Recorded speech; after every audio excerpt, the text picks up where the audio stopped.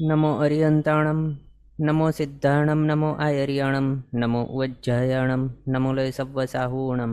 એસો પંચન મુક્કારો સવ્વ પાવપણાસણો મંગલાણમ ચ સવ્વેસીમ પઢમમ હોય મંગલમ. મંગલમ ભગવાન વીરો મંગલમ ગૌતમ પ્રભુ મંગલમ સ્થૂલિભદ્રાદ્યા જૈન ધર્મોસ્તુ મંગલમ. અજ્ઞાનતિમિરાંધાનાં જ્ઞાનાંજનશલાકયા નેત્રમુન્મીલિતમ યેન તસ્મૈ શ્રી ગુરવે નમઃ. તો આપણો વિષય ચાલી રહ્યો છે શ્રી સત્તા સ્વામિત્વ, ત્રીજા કર્મગ્રંથનો ચોથો વિભાગ. આ શ્રી સત્તા સ્વામિત્વ પરમ પૂજ્ય આચાર્ય ભગવાન શ્રી વીર શેખર સુરી સ્વાજી મહારાજ સાહેબ દ્વારા વિરચિત છે. એની અંદર આપણે 4 ગતિની અંદર ભમી રહેલા એવા જીવો કઈ કઈ માર્ગણામાં રહે છે, તે કયા કયા ગુણસ્થાનો કે કેટલા કર્મની સત્તાવાળા હોઈ શકે છે, એના વિશે વિચારણા કર્યા બાદ અમુક એવા પ્રશ્નો વિશે આપણે વિચારણા કરી રહ્યા હતા. એમાં આ વાળું ક્વેશ્ચન છે તે આપણે લાસ્ટ ક્લાસમાં જોઈ લીધું. આની અંદર આપણે જોયું હતું કે મનુષ્ય ગતિ માર્ગણામાં કઈ પ્રકૃતિઓ એકી સાથે ઉદય અને સત્તામાંથી નાશ પામે છે. આની અંદર વિચારણા એ છે કે મનુષ્ય ગતિ માર્ગણામાં કઈ પ્રકૃતિઓ એવી છે કે જેમનો ઉદય અને સત્તા એક જ સાથે નાશ પામે છે. નાશ એટલે એવું કે જે હવે ભવિષ્યમાં ક્યારે પણ ઉદયમાં નથી આવવાનું અને પાછો સત્તામાં નથી આવવાનું એ આત્માને.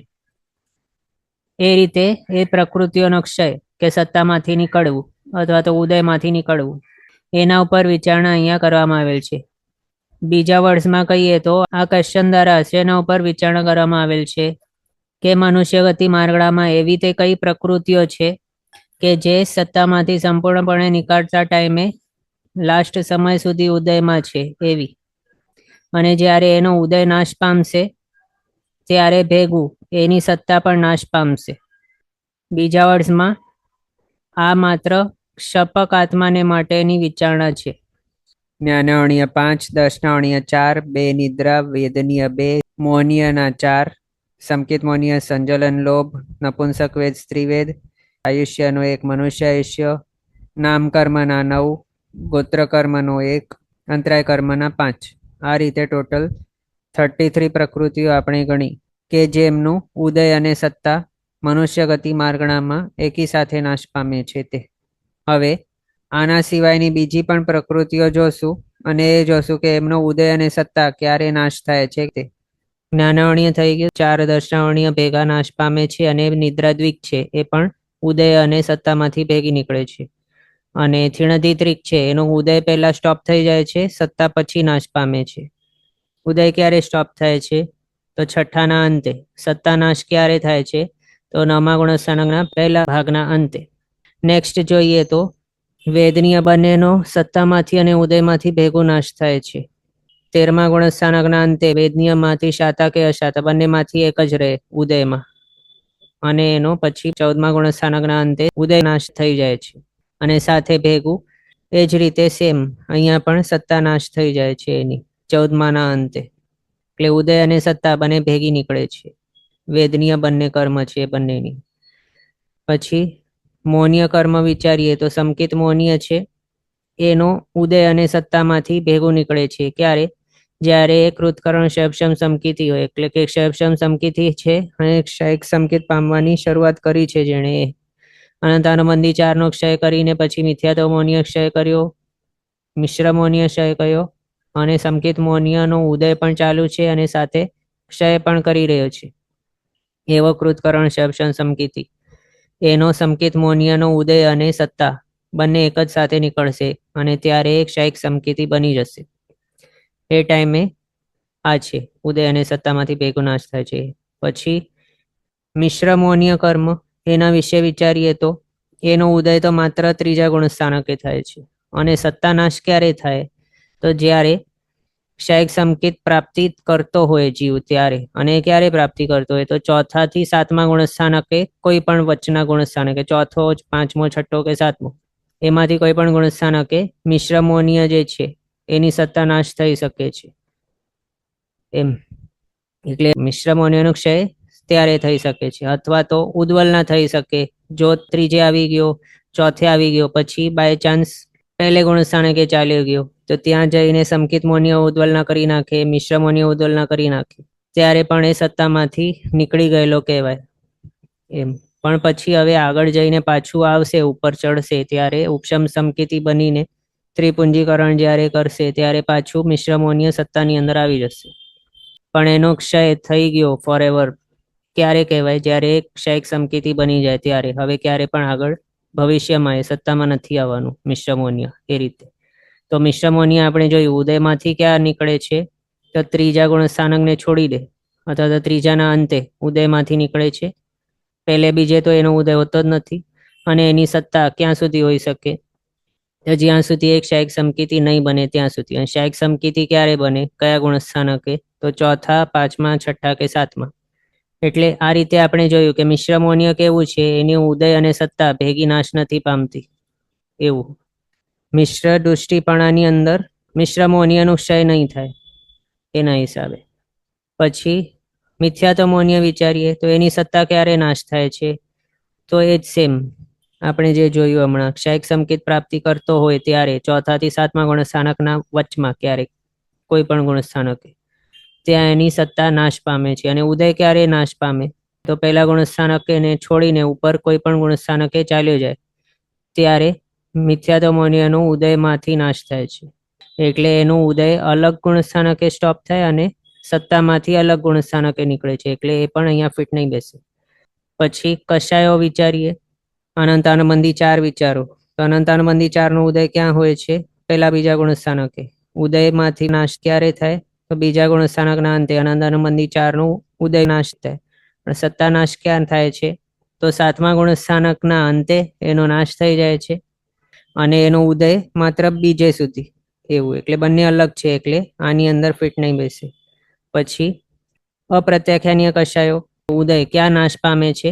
ચોથાના અંતે અહીંયા ઉદય નાશ થાય છે. પણ સત્તા ક્યાં નાશ પામે છે? તો નવમા ગુણસ્થાનકના બીજા ભાગે અપ્રત્યાખ્યાનીય ચાર કશાયનો ક્ષય થઈ જાય છે. એટલે એની સત્તા ઉપર સુધી હોય પણ ઉદય પહેલા નાશ પામી જાય છે. એટલે આ રીતે અપ્રત્યાખ્યાનીય ચાર જે કશાય છે એ પણ આની અંદર ફિટ નહીં બેસે. પછી પ્રત્યાખ્યાનીય ચાર કશાય જોઈએ તો પાંચમા ગુણસ્થાનકના અંતે પ્રત્યાખ્યાનીય ચારનો ઉદય નાશ થાય. સત્તા નાશ ક્યાં થાય છે?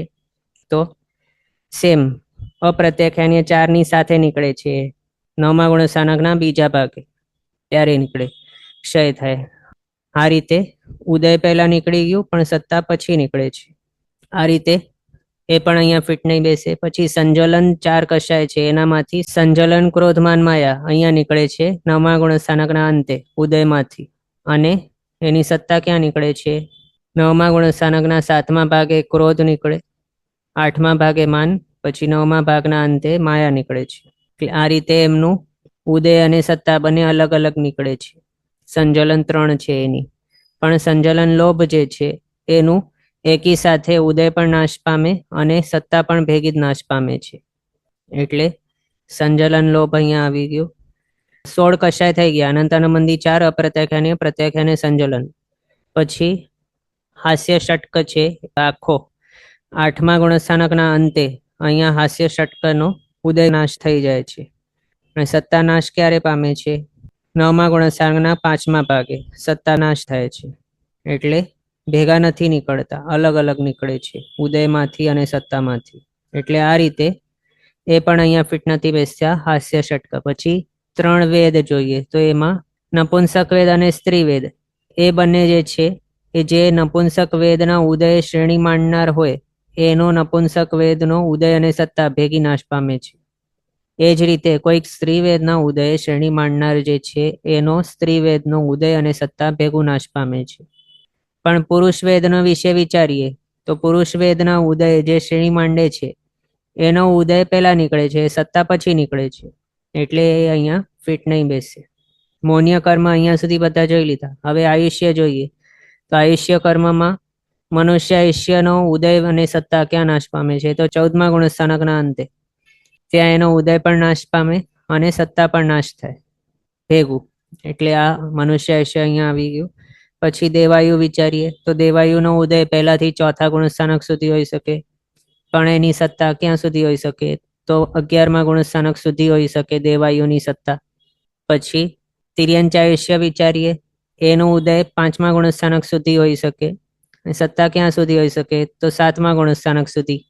નરક આયુષ્ય વિચારીએ તો એનો ઉદય ક્યાં સુધી હોઈ શકે? ચોથા ગુણસ્થાનક સુધી. સત્તા ક્યાં સુધી હોઈ શકે?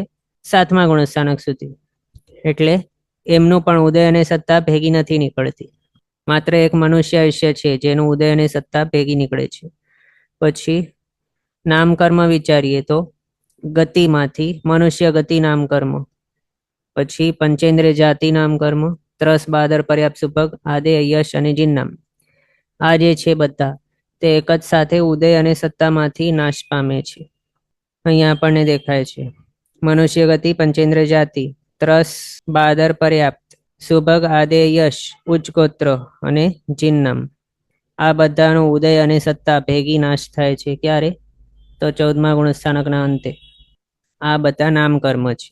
બાકીના જે છે એ બધાનું અલગ અલગ ટાઈમે ઉદય અને સત્તા નાશ પામે છે. અહીંયા પહેલા તો ગતિ આપણે જોઈએ તો મનુષ્ય ગતિ નામકર્મ એ આપણે જોઈ લીધું, 14મા ગુણસ્થાનકના અંતે નાશ થાય છે. તિર્યંજ ગતિ છે એ પહેલાથી 5મા ગુણસ્થાનક સુધી એનો ઉદય હોય, પણ 9માના પહેલા ભાગના અંતે એનો સત્તા નાશ પામે. પછી એ જ રીતે નરક ગતિ છે, એનું પણ સેમ 9મા ગુણસ્થાનકના પહેલા ભાગના અંતે નરક ગતિ નામકર્મનો સત્તામાંથી ક્ષય થાય, પણ એનો ઉદય ક્યાં હોય? તો નરક ગતિમાં હોય, પહેલાથી ચોથા ગુણસ્થાનક સુધી માત્ર. પછી દેવગતિ વિચારીએ તો દેવગતિ છે નામકર્મ, એનો ઉદય ક્યાં સુધી હોય? તો પહેલાથી ચોથા ગુણસ્થાનક સુધી બસ. પણ સત્તા ક્યાં સુધી હોય? તો 14મા ગુણસ્થાનકના દ્વિચરીમ સમય સુધી. છેલ્લે સમયે દેવગતિનો સત્તા નહીં હોય, એટલે ઉદય અને સત્તા બંને અલગ અલગ નીકળે છે, ભેગી નથી નીકળતી. પછી જાતિ 4 છે, જાતિ ચતુષ્ક, એકેન્દ્રિય, બેન્દ્રિય, ચૌરેન્દ્રિય જાતિ નામકર્મો, એનો ઉદય ક્યાં હોય? તો માત્ર પહેલાથી બીજા ગુણસ્થાનકે બસ. પણ સત્તા ક્યાં હોય? 9મા ગુણસ્થાનકના પહેલા ભાગ સુધી. પછી જાતિ નામકર્મ માંથી આ પંચેન્દ્રિય જાતિ એ આપણે જોયું ઉદય અને સત્તા ભેગી નાશ પામે છે 14મા ગુણસ્થાનકના અંતે. પછી ઔદારિક દ્વિક છે, એની અંદર ઔદારિક શરીર નામકર્મ, ઔદારિક અંગોપાંગ નામકર્મ, એમનો ઉદય ક્યાં હોય? તો પહેલાથી 5મા ગુણસ્થાનકે, પણ એની સત્તા ક્યાં સુધી હોય? તો 14મા ગુણસ્થાનકના દ્વિચરીમ સમય સુધી. એટલે ઉદય અને સત્તા ભેગી નાશ નથી પામતી, અલગ અલગ છે. પછી ઔદારિક બંધન, ઔદારિક સંગાતનનું આની જેમ જ સેમ સમજવાનું. પછી વૈક્રિય દ્વિક, વૈક્રિય બંધન, વૈક્રિય સંગાતન, એમનો ઉદય ક્યાં હોય છે? તો પહેલાથી ચોથા ગુણસ્થાનકે, પણ સત્તા 14મા ગુણસ્થાનકના અંત સુધી હોય. આહારક દ્વિક જોઈએ તો એનો ઉદય ક્યાં હોય? 6ઠે 7મે ગુણસ્થાનકે પોસિબલ, પણ સત્તા 14મા ગુણસ્થાનકના દ્વિચરીમ સમય સુધી હોય, પણ એનો ઉદય માત્ર 6ઠે 7મે ગુણસ્થાનકે પોસિબલ. આ જ રીતે આ પણ આહારક બંધન, આહારક સંગાતન નામકર્મ એમનું પણ. પછી તૈજસ શરીર, કાર્મણ શરીર નામકર્મ, એમનું ઉદય ક્યાં હોય છે? 13મા ગુણસ્થાનકના અંત સુધી હોય. 14મા ગુણસ્થાનકે અયોગીપણાની અંદર એનો ઉદય નહીં હોય, પણ એની સત્તા ક્યાં છે? 14મા ગુણસ્થાનકના દ્વિચરીમ સમય સુધી એની સત્તા હોય છે. ઉદય 13માના અંતે નીકળી જાય છે, તૈજસ શરીર અને કાર્મણ શરીર નામકર્મનું. પછી 6 સંગયણ જોઈએ. 6 સંગયણમાંથી છેલ્લા 5 સંગયણ છે એની અંદર તો ક્ષપક શ્રેણી મંડાય જ નહીં. બીજા ત્રીજા સંગણ વાળા ઉપશમ શ્રેણી માંડી શકે, પણ શપક શ્રેણી માત્ર પહેલા સંગણ વાળો માંડી શકે. અને પહેલો સંગણ આપણે જોઈએ તો ઉદય 13મા ગુણસ્થાનકના અંત સુધી હોય, અને એની સત્તા 14મા ગુણસ્થાનકના દ્વિચરીમ સમય સુધી હોય, 6 સંગયણોની. એટલે 6 સંગણ છે બધાનો ઉદય અને સત્તા અલગ અલગ નીકળે છે. ચોથો, પાંચમો, છઠ્ઠો આ 3 સંગણ છે એનો ઉદય 7મા ગુણસ્થાનક સુધી હોઈ શકે. બીજો અને ત્રીજો સંગણનો ઉદય 11મા ગુણસ્થાનક સુધી હોઈ શકે, અને પહેલો સંગણનો ઉદય 13મા ગુણસ્થાનકના અંત સુધી હોઈ શકે. પણ હવે એ બધાની સત્તા ક્યાં નીકળે છે? તો 14મા ગુણસ્થાનકના દ્વિચરીમ સમયના અંતે. એટલે બધા ભેગા નથી નીકળતા ઉદય અને સત્તામાંથી. 6 સંસ્થાન જોઈએ તો 6 સંસ્થાનોની સત્તા 14મા ગુણસ્થાનકના દ્વિચરીમ સમયે નીકળે છે, પણ એમનો ઉદય ક્યાં નીકળે છે? 13મા ગુણસ્થાનકના અંતે. 6 સંસ્થાનો જોઈ લીધું. પછી વર્ણાદિ 20 છે, એની સત્તા 14મા ગુણસ્થાનકના દ્વિચરીમ સમય નીકળે છે, પણ ઉદય ક્યાં નીકળે છે? વર્ણાદિ 20નો. આમ આપણે ઉદયમાં વર્ણાદિ ચતુષ્ક લેતા હતા, વર્ણગંધ સ્પર્શ એમ, કારણ ઉદયમાં આપણે 122 ગણતા હોઈએ છીએ અને સત્તામાં 148 ગણતા હોઈએ છીએ. આપણે અહીંયા જો જોઈએ વર્ણ ચતુષ્ક લખેલું દેખાશે ઉદયના ટેબલમાં, તો ત્યાં વર્ણાદિ 20 જ સમજી લેવાનું. એમનું ઉદય ક્યાં સુધી હોય? તો 13મા ગુણસ્થાનકના અંત સુધી, અથવા તો ઉદય નાશ ત્યાં થાય છે 13મા ગુણસ્થાનકના અંતે, પણ સત્તા નાશ ક્યાં થાય? 14મા ગુણસ્થાનકના દ્વિચરીમ સમય. પછી આનુપુરી નામકર્મ વિચારીએ તો દેવાનુપુરીનો ઉદય ક્યાં ક્યાં હોય? તો પહેલે, બીજે, ચોથે. ચોથાના અંતે દેવાનુપુરીનો ઉદય નાશ થઈ જાય. પછી એનો સત્તા નાશ ક્યાં થાય છે? તો 14મા ગુણસ્થાનકના દ્વિચરીમ સમય. એટલે અલગ થઈ ગયા બંને. પછી મનુષ્યાનુપુરી વિચારીએ તો એનો ઉદય ચોથા ગુણસ્થાનકના અંતે નાશ થઈ જાય, પણ સત્તા ક્યાં સુધી હોય? તો પહેલાથી 14મા ગુણસ્થાનકના અંતે, અથવા તો 14મા ગુણસ્થાનકના દ્વિચરીમ સમય, મતાંતરે. આ રીતે. પછી તિર્યંચાનુપુરી વિચારીએ, એનો ઉદય ચોથાના અંતે નાશ થઈ જાય, પણ સત્તા ક્યાં નાશ પામે છે? તો 9માના પહેલા ભાગ કે. નરકાનુપુરી પહેલા અને ચોથા ગુણસ્થાનકે ઉદય હોઈ શકે, ઉપરના કોઈ પણ ગુણસ્થાનકે નહીં હોય. સત્તા ક્યાં નાશ પામે છે? તો 9માના પહેલા ભાગ કે. વિહાયોગતિ બંને જોઈએ, વિહાયોગતિ દ્વિક, તો એનો ઉદય ક્યાં નાશ પામે? 13મા ગુણસ્થાનકના અંતે, પણ સત્તા નાશ 14મા ગુણસ્થાનકના દ્વિચરીમ સમય થાય છે. એટલે ઉદય અને સત્તા બંને ભેગી નથી નીકળતી. પછી અગુરુ લઘુ ચતુષ્ક જોઈએ, એટલે અગુરુ લઘુ ઉપઘાત પરાઘાત ઉચ્છ્વાસ, એમનો ઉદય વિચ્છેદ 13મા ગુણસ્થાનકના અંતે થાય, પણ સત્તા વિચ્છેદ 14મા ગુણસ્થાનકના દ્વિચરીમ સમય થાય છે. એટલે અહીંયા પણ ફેર થઈ ગયું. આતપ અને ઉદ્યોત નામકર્મ, એમાંથી આતપ નામકર્મ છે પહેલા ગુણસ્થાનકના અંતે, આતપ નામકર્મનો ઉદય નાશ થઈ જાય, પણ સત્તા ક્યાં નાશ પામે છે? તો 9માના પહેલા ભાગ કે. પછી ઉદ્યોત નામકર્મ વિચારીએ તો 5મા ગુણસ્થાનકના અંતે એનો ઉદય નાશ થાય, પણ સત્તા ક્યાં નાશ પામે છે? તો 9માના પહેલા ભાગ કે. પછી જીન નામકર્મ વિચારીએ, એનો ઉદય ક્યાં હોય? તો 13મા 14મા ગુણસ્થાનકે, પણ 14માના અંતે એની સત્તા નાશ પામે છે.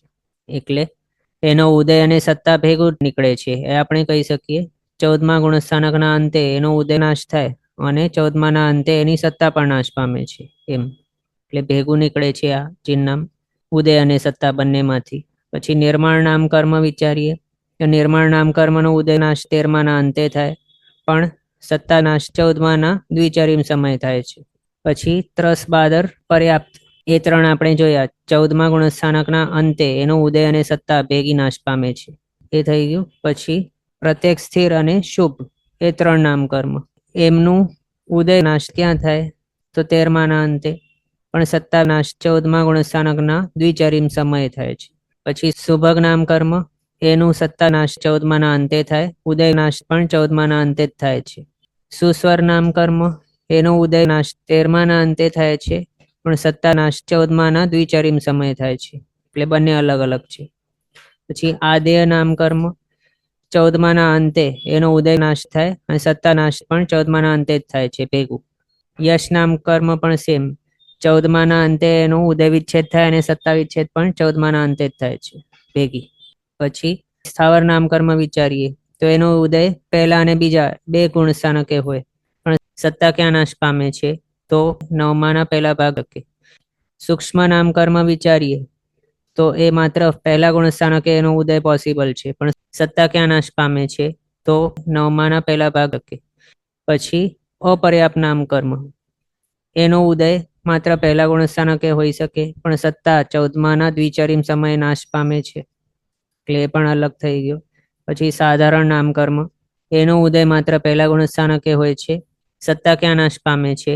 તો 9માના પહેલા ભાગ કે. એના બાદ અસ્થિર અશુભ, એ 2 જોઈએ તો એ બંનેનું ઉદય નાશ 13માના અંતે થાય, પણ સત્તા નાશ 14માના દ્વિચરીમ સમય થાય છે.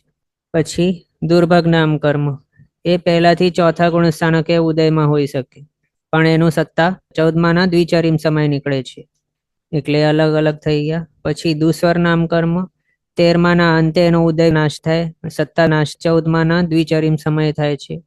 અનાદેય નામકર્મ, ઉદય એનું ચોથા ગુણસ્થાનકના અંતે નાશ થાય છે, પણ સત્તા 14માના દ્વિચરીમ સમય નાશ પામે છે.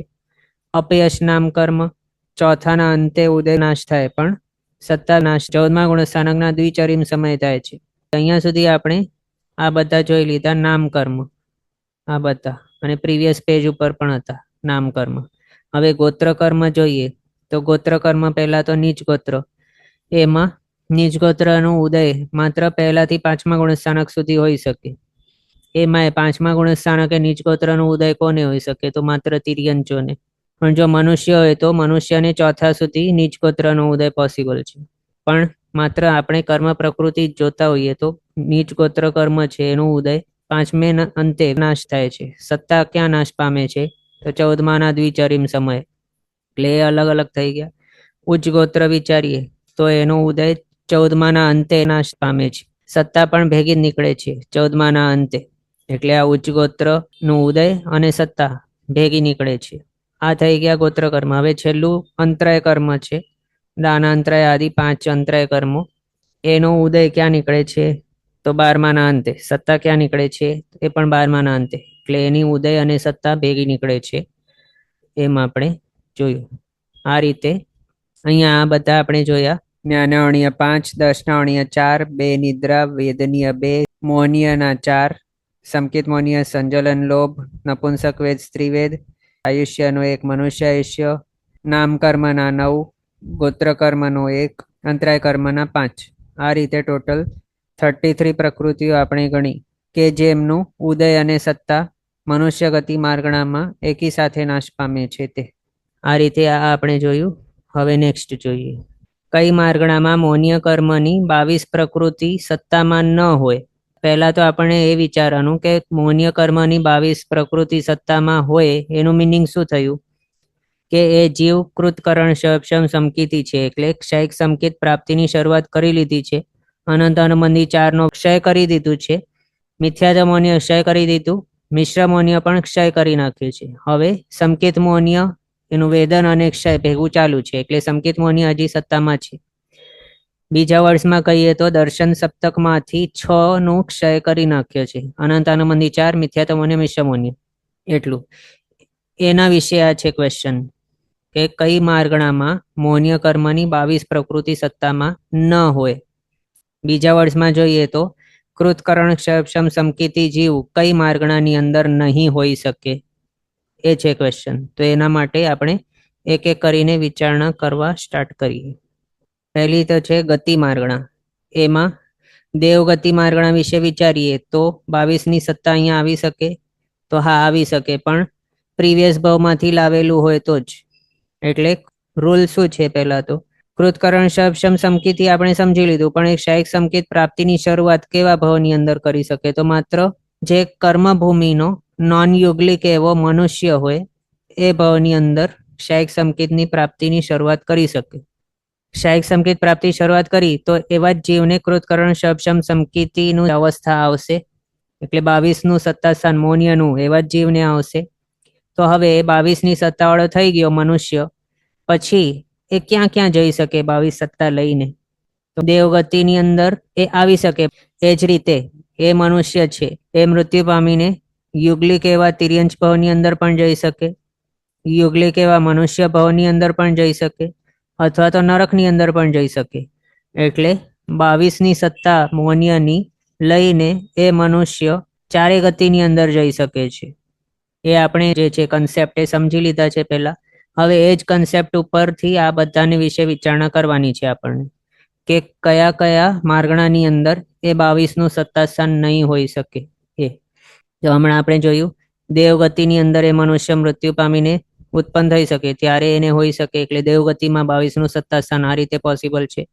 પણ દેવપણે જીવતો હોય ત્યાં પહેલા એને 28 મોહનીય હતી દેવપણાના ભાવની અંદર, પછી આગળ વધીને 24 થઈને 23 ને 22, એમ નહીં, પણ એ 22 લઈને જ ઉત્પન્ન થાય છે દેવપણાની અંદર. નવી 22 અહીંયા ફોર્મ નહીં થઈ શકે. કારણ આપણે જાણ્યું છે ક્ષયિક સંકેતની પ્રાપ્તિની શરૂઆત માત્ર મનુષ્ય ભાવની અંદર જ થઈ શકે. દેવ ભાવ કે તિર્યંચ કે નારકી કોઈ પણ બીજા ભાવની અંદર નહીં થઈ શકે એના હિસાબે. આ રીતે દેવ ગતિની અંદર પોસિબલ છે 22નું સત્તા સ્થાન મોહનીયનું. મનુષ્ય ગતિની અંદર તો પોતે ફોર્મ કરી શકે જ છે, ત્યાં જ ફોર્મ થાય અને ત્યાંથી મૃત્યુ પામીને બીજા મનુષ્ય યુગલિક તરીકે પણ જન્મી શકે 22ની સત્તા લઈને. એટલે ત્યાંય પોસિબલ. તિર્યંચ ગતિ વિશે વિચારીએ તો ત્યાં પણ યુગલિક તિર્યંચ પણ એ ઉત્પન્ન થઈ શકે છે 22નું સત્તા સ્થાન મોહનીયનું લઈને. એટલે એની અંદર પણ પોસિબલ. નરક ગતિની અંદર પણ પોસિબલ છે જો એ મનુષ્યપણાની અંદરથી 22નું સત્તા સ્થાન લઈને અહીંયા કૃતકર્ણ શમ સમકીતિ નારકી તરીકે ઉત્પન્ન થયો હતો. આ રીતે ચારે ગતિ માર્ગણાની અંદર પોસિબલ છે 22નું સત્તા સ્થાન મોનિયનું.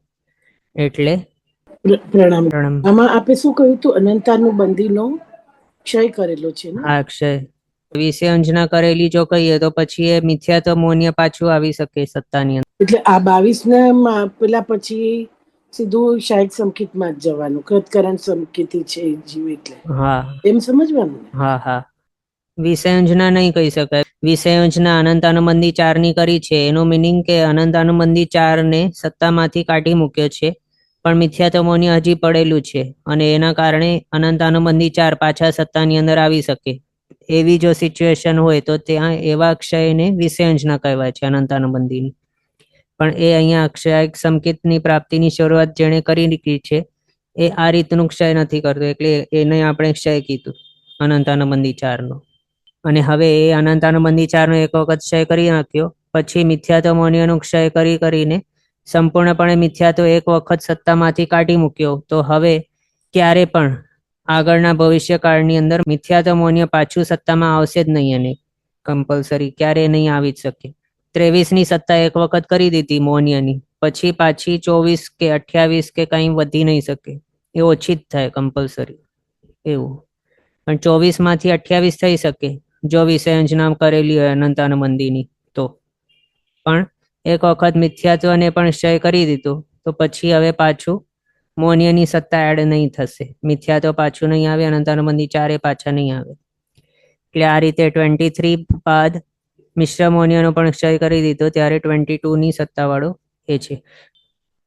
હા, એ વિશે વિચારણા આપણે જોઈ કે ગતિ માર્ગણાની અંદર 4 ગતિની અંદર 22ની સત્તા હોઈ શકે છે. એટલે અહીંયા આપણે નથી જોઈ શકતા કોઈ પણ ગતિ માર્ગણા વાળી માર્ગણાઓ.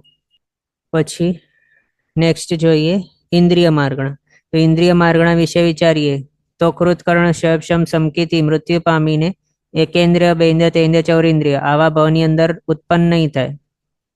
એ કમ્પલસરી પંચેન્દ્રિય જ બનશે.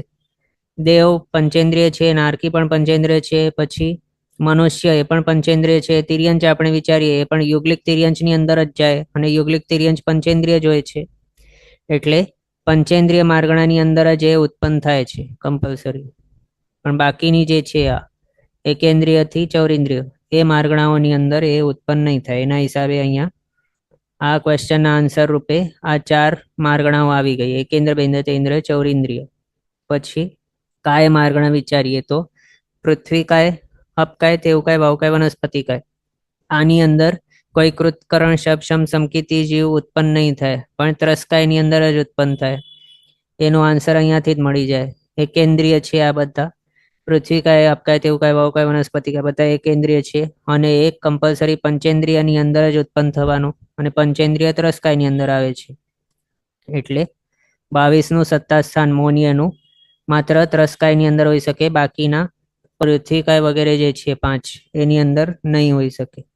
એટલે આ અહીંયા આપણે જોઈ શકીએ પૃથ્વીકાય, અપકાય, તેવકાય, વાવકાય, વનસ્પતિકાય એની અંદર 22ની સત્તા નહીં હોઈ શકે મોનિયની. પછી મનોયોગના 4, વચન યોગના 4 એ જો વિચારીએ તો અહીંયા પોસિબલ છે. તો હા, જે મનુષ્ય ક્ષયિક સંકેત પ્રાપ્તિની શરૂઆત કરી છે જે ભાવની અંદર, ત્યાં તો એ મનોયોગ વાળો છે, એટલે એના મનના 4 યોગ, વચનના 4 યોગ હોઈ શકે છે ત્યાં એના રનિંગ એવા મનુષ્ય ભાવની અંદર. પછી તે મૃત્યુ પામીને ત્યાં જ્યારે જશે ત્યારે પછી એ મનો પર્યાપ્તિ પૂરી કરશે, એના બાદ એને મનોયોગ સ્ટાર્ટ થશે. પણ ત્યારે તો પછી પર્યાપ્ત અવસ્થા આવી જાય, અને ત્યારે તો ક્ષયિક સમકીતિ બની જાય.